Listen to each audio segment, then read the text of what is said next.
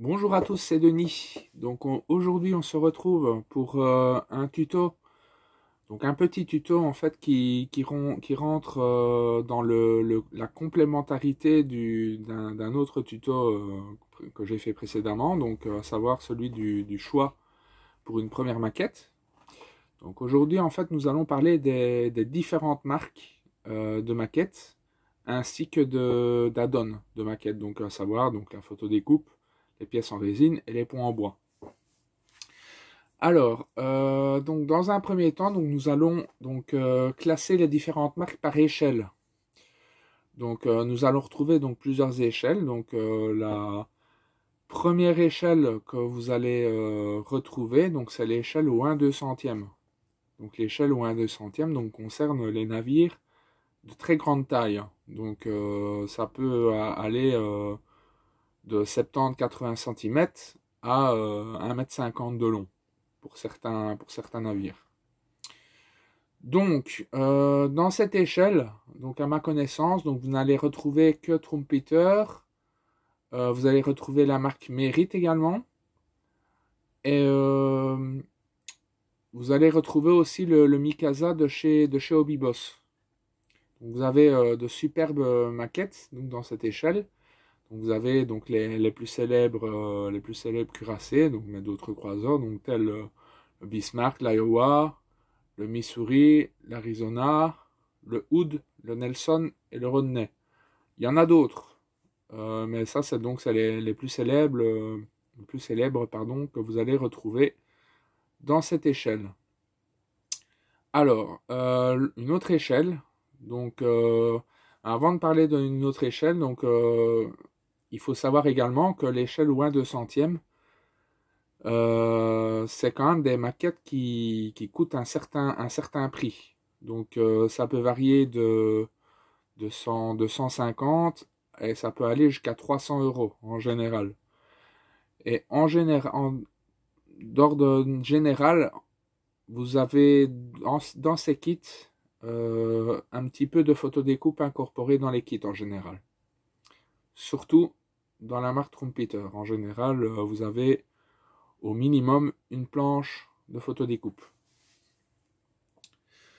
Alors, par rapport à une autre échelle, donc à savoir l'échelle au 1/350e.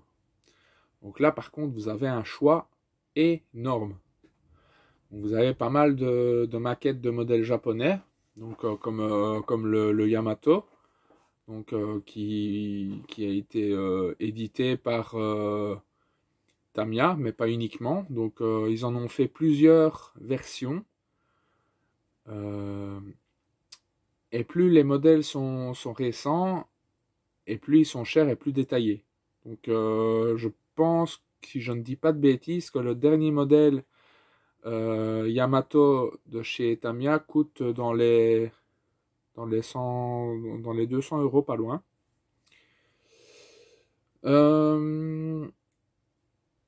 Donc tous les navires japonais ne sortent en général que chez les fabricants japonais.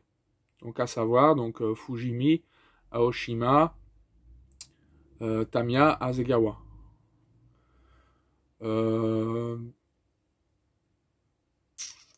Vous avez également donc dans ces marques japonaises quelques navires, mais pas énormément. Des navires de nations différentes que le Japon. Donc, par exemple, vous avez le Bismarck chez Tamiya, mais c'est un kit assez vieillissant. Vous avez d'autres navires également, mais quand même vieillissants. J'ai pas dans mes souvenirs avoir vu récemment des modèles d'autres nations que le Japon dans les fabricants japonais. Là où vous allez retrouver donc beaucoup de choix au 1/350e, toutes nations confondues, donc sauf le Japon, c'est chez Trumpeter. Donc il y a presque à chaque fois fourni dans cette marque donc de la photodécoupe, comme je disais récemment pour le 200e, mais vous n'allez pas non plus retrouver énormément de photodécoupe. Si vous voulez vraiment agrémenter au maximum votre maquette, ben là à ce moment-là il faut il faut un petit peu craquer la tirelire et aller chez d'autres fabricants, mais ça on en parlera un peu plus loin. Vous allez également donc trouver comme marque Revell ainsi que Hobby Boss et Academy. Donc Revell c'est un fabricant allemand et Academy et Hobby Boss sont des fabricants chinois au même titre que Trumpeter.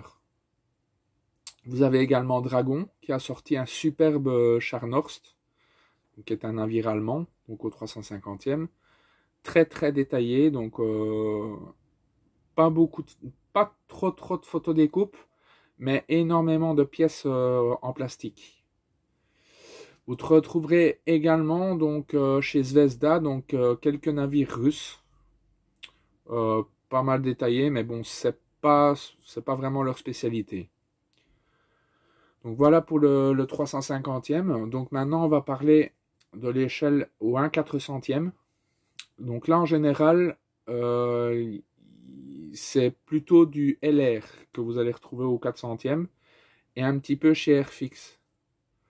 Donc il y a vraiment que qui sortent vraiment du 400e et vous allez retrouver quasiment que des navires français. Bon, maintenant il y a quelques exceptions vu que LR c'est une marque française. Voilà donc pour le 400e. Maintenant pour le 700e. Donc là également, même topo que pour le 350e. Mais vous allez avoir également une autre marque donc, qui est plus spécialisée dans cette échelle. Donc, et cette marque, donc c'est Flyhawk. Eux, ils vous sortent des kits au 700e vraiment de toute beauté, super détaillés, quasi autant de pièces que des kits au 350e d'autres marques. Pas trop cher, donc ça va encore. Et en général, il y a souvent de la photo découpe également donc comprise dans les kits. Donc c'est une marque chinoise également, donc qui fait également des kits d'amélioration pour toutes les maquettes au 700e et également au 350e. Voilà, donc pour le 700e, c'est à peu près tout, donc plus ou moins pareil que pour le 350e, avec Flyhawk en plus. Alors, vous allez également aussi avoir des échelles un peu exotiques. Donc, comme par exemple mon Burton Island que j'ai fait au 1/285e. Mais à l'heure actuelle, dans ma connaissance, je n'ai pas souvenir d'encore voir sortir des maquettes à ce type d'échelle-là. En général, c'est souvent des maquettes qui datent des années 70, voire plus vieilles en général. Vous avez également des échelles de type 1/1200e que vous allez que vous allez encore voir à l'heure actuelle. Donc, il Revell, je pense, sort encore des kits ou 1/1200e. Mais bon, c'est très petit, quoi. Je n'ai même pas souvenir qu'ils vendent même des add-ons pour ce type de maquette. D'ailleurs, ma première maquette de bateau, c'était une échelle 1/1200e. C'était un Yamato. Donc, voilà. Alors, ce que vous allez retrouver également, donc c'est des échelles au 1/35e et 1/72e. Donc là, je les regroupe vraiment dans la même catégorie. Parce qu'en général, donc c'est des échelles qui vont surtout concerner des bateaux de petite taille, donc comme des vedettes lance-torpilles. Et c'est en général Revell et Italeri qui vont sortir ce type de bateau à cette échelle. Donc comme par exemple, j'ai monté mon fameux Vosper, et vous allez également avoir cette maquette-ci qui va arriver plus tard sur la chaîne. Donc le PT 167. Voilà, donc en général c'est Revell et Italeri.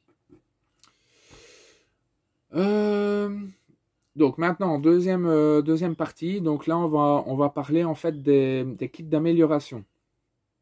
Donc là également, pas mal de choses à dire. Donc, en ce qui concerne donc les kits d'amélioration, donc il faut savoir que cela comporte pas mal de choses. Donc à savoir des pièces en résine, donc des ponts en bois et de la photodécoupe. Il existe énormément de marques sur le marché qui font des kits d'amélioration, mais je ne saurais pas tous les citer. Et je vais surtout vous parler ici de kits de photodécoupe et des kits complets. Donc kit complet, donc j'entends kit qui comprend la photodécoupe, le pont en bois, les pièces en métal tourné et la résine, je ne sais pas si je l'ai dit. Voilà. Donc pour les kits ou 1/200e, en général, vous avez plusieurs marques qui vont proposer des kits d'amélioration. Donc je vais vous citer ici donc KA Model et Pontos et Edouard. Donc très très bon kit, surtout chez KA Model et chez Pontos, mais ce sont des kits qui sont très coûteux, donc faut vraiment faire attention. Et moi personnellement, je vous conseille que quand vous achetez ce genre de kit, c'est de vous être fait un petit peu la main sur des autres kits, parce que ces kits sont vraiment très très complets. Et KA Model en fait distribue également les kits en photodécoupe pour Fujimi. Donc voilà. Donc très très bonne qualité aussi au niveau des kits. Donc ça peut aller donc de 15 € jusqu'à plus de 300 € le kit d'amélioration. Donc pour les kits au 350e, donc les kits d'amélioration au 350e, c'est les mêmes que pour le 200e. Vous pouvez rajouter également comme marque White Ensign Model, donc plus connu sous le nom WEM. Vous pouvez rajouter également donc 5 Star, Flyhawk et Gold Medal Models. Il y en a d'autres, hein, donc je ne les ai pas tous cités. C'est pour moi impossible de tous les citer tellement il y en a. Maintenant, donc pour les kits au 700e, donc là vous allez retrouver beaucoup du Flyhawk. Donc très très bonne qualité au niveau de leur kit en photodécoupe, donc rien à dire à ce niveau-là. Donc 5 Star fait aussi du 700e et Edouard et White Ensign Model en fait également.